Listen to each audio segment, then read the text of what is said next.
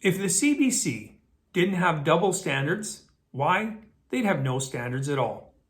Case in point, a leaked email purportedly written by CBC's Director of Journalistic Standards instructs reporters not to call those involved in the current attacks on Israel terrorists.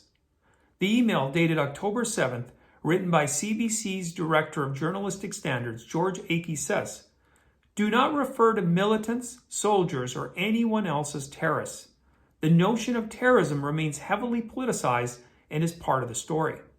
Even when quoting and or clipping a government or a source referring to fighters as terrorists, we should add context to ensure the audience understands this as opinion, not fact. That includes statements from the Canadian government and Canadian politicians," Mr. Akey wrote. Mr. Akey also warned reporters not to use loaded language. "This is not a story that comes out of the blue, but is deeply rooted in the political and military landscape of the past few years," states Mr. Akey.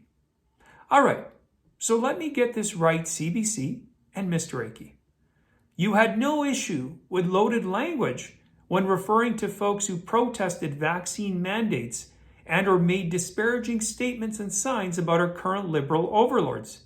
You were happy to call these Canadians terrorists. Individuals who honked their horns in Ottawa and interrupted the beauty sleep of our valued and cherished government bureaucrats were terrorists, correct?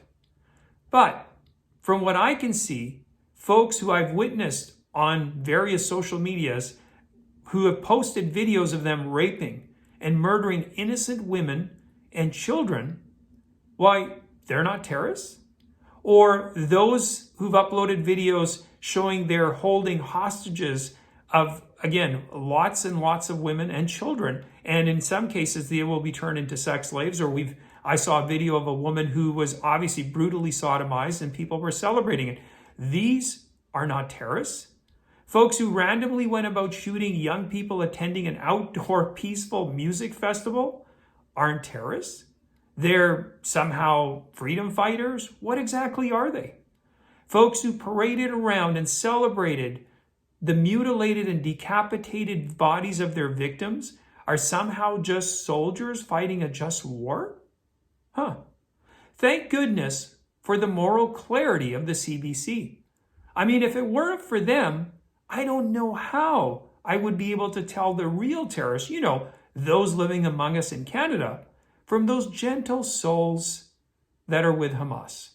Anyway, I do thank you for watching. I do appreciate it. Please post any comments you have in the comment section. You can always follow me on my Rumble and my Locals account. If you haven't yet subscribed to my channel, please do so. And I will see you next time.